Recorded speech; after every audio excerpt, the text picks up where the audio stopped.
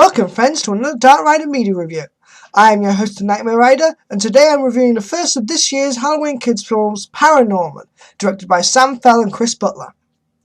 Norman Babcock is a timid 11-year-old boy who lives in a small town in New England called Blythe Hollow, Massachusetts, and has a special gift. He is able to see and talk to the dead. As you would imagine, this ability makes him an outcast among other kids and many arguments among his own family as a result. To make matters worse, after his strange and creepy uncle, Mr. Pendergast, passes away, Norman is told that he is the key to stopping a 300-year-old witch's curse that, if the ritual is not complete by dawn the next day, the dead shall rise from their graves. His only friend in all this mess is an overweight and quite eccentric boy named Neil Down, who is a victim of the school bully himself. The film is quite a mixed bag when it comes to the quality of its story and characters, but I will start off on a positive note to say that this film achieves its goal of being a morality tale of don't judge a book by its cover in quite an interesting direction, doing so by pulling off a few plot twists that were actually hinted at earlier in the film. What often seems like a throwaway line will actually be a hint of the details as who the real villain is later in the film. This is also shown quite clearly in the body language of the zombies. Aside from the slow, relentless, shambling walks, the zombies don't actually do very much to make themselves look threatening.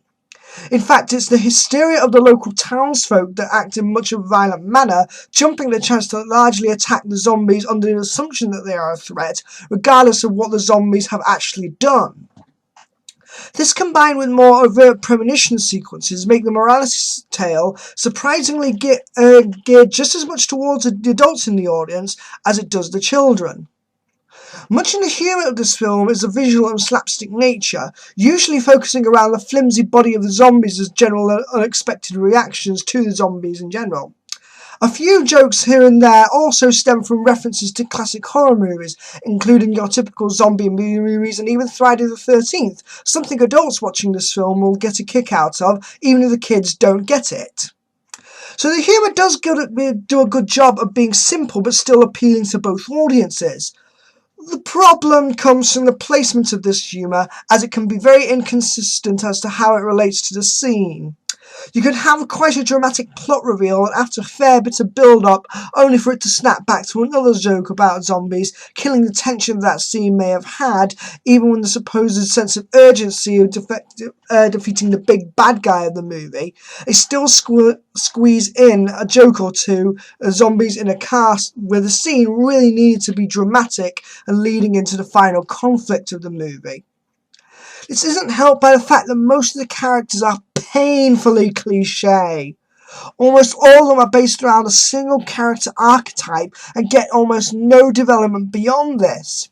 And when you would naturally expect the characters to start reacting differently based on the events that they have witnessed, they're still completely caged in by these character archetypes to react in the same predictable manner without giving them any sort of depth. Norman himself starts off as very timid and introverted, as you would expect from being a social reject due to his inability to talk to the dead.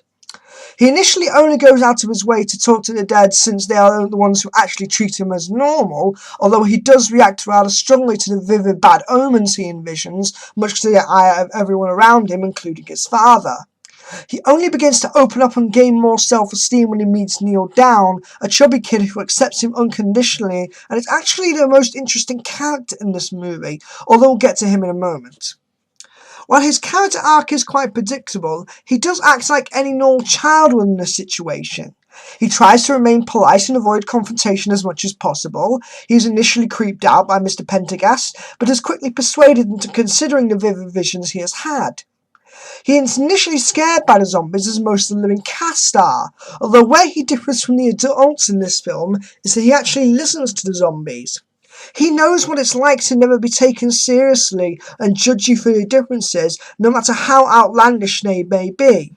And so he is the best character to learn how to break the witch's curse for real. It only really pays off in a small way since he becomes closer to his family. It would have been nice to see at least a minute more to see how it's affected the perspective of the rest of the town on him. It would have been very nice to see how interesting in horror movies relate to dealing with actual zombies, or at the very least be used by adults to suggest why he thinks he can speak to the dead. As it stands, his love for horror films still remains an unused character trait. Neil actually surprised me as the standout character of this movie. Like Normal, he is bullied outcast since he is both fat and with quite an eccentric personality. But he never seems to let this bother him. He's very self-confident and stands up for himself on every occasion. He actively takes interest in Normal unconditionally and even fights off him into Pendergast when Normal starts getting creeped out by him. Regardless of what other people think of Norman, and regardless of what threats Norman is facing, he always puts in effort to help him and actually listen to him. Even if he isn't the brightest of kids, he at least puts in the effort to help Norman achieve his goals while being forever optimistic. It should even be noted at this point, Norman actually pushes Neil away for his beliefs, believing that he doesn't understand the situation, even though Neil does make the effort to do so. This proves essential to Norman's character development since, unlike the witch who cursed the town to begin with, Norman has at least one small piece of respite from the judgmental world around him.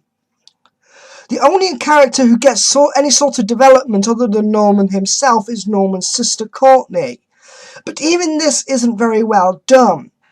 She is your typical high school cheerleader type, not to mention the word chow springs to mind had she not been American, always preoccupied with talking on her phone, dressed in tracksuits, lots of makeup, and talking in a typical annoying teenage American accent.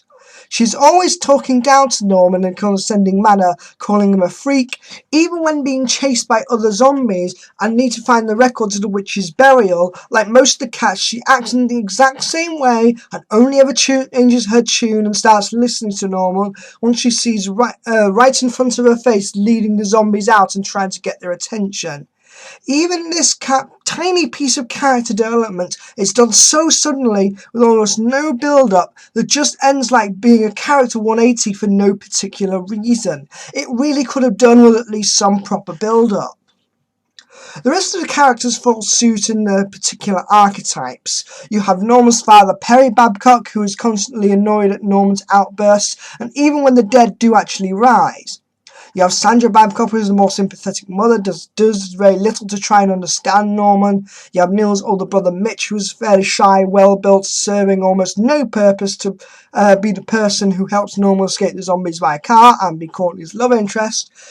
Even the bully Tucker, who ends up helping Norman out once he witnesses the zombies rising from their graves, never does anything else beyond trying to overinflate his ego, either by putting Norman down or supporting him when he thinks it will make him look popular.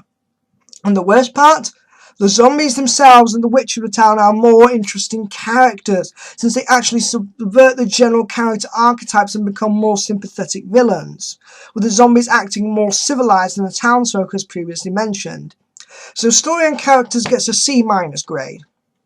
Art and animation. It's no secret I'm a big fan of stop motion animation.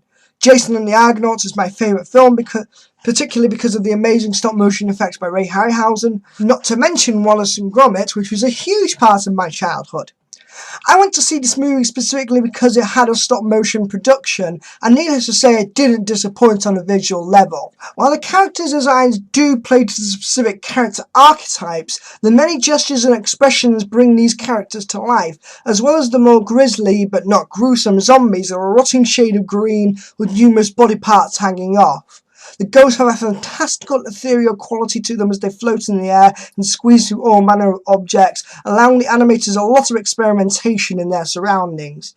The animators did a fantastic job with giving each of the characters body language, especially the zombies, to contrast the more erratic townsfolk as previously mentioned.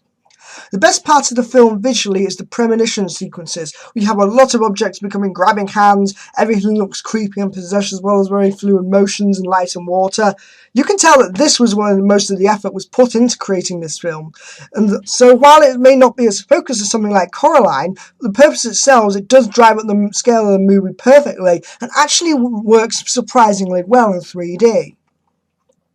The direction often uses a lot more shots to emphasise perspective on Norman himself, often being on eye level looking at characters to give a wide-eyed shot so that Norman feels smaller. This actually shifts very well throughout each act to reflect the development that Norman is going through, contrasting at the beginning where he feels small and insignificant, to the middle where he's one more on equal terms with people in a race for survival, to the grand finale where Norman must defeat the witch's curse once and for all. Everything in this movie was designed to be a visually captivating Halloween flick that should capture the imaginations of children and adults alike, so there aren't really any direct flaws I can think of besides the occasional nitpick. Art and animation gets an A+. Music and voice acting.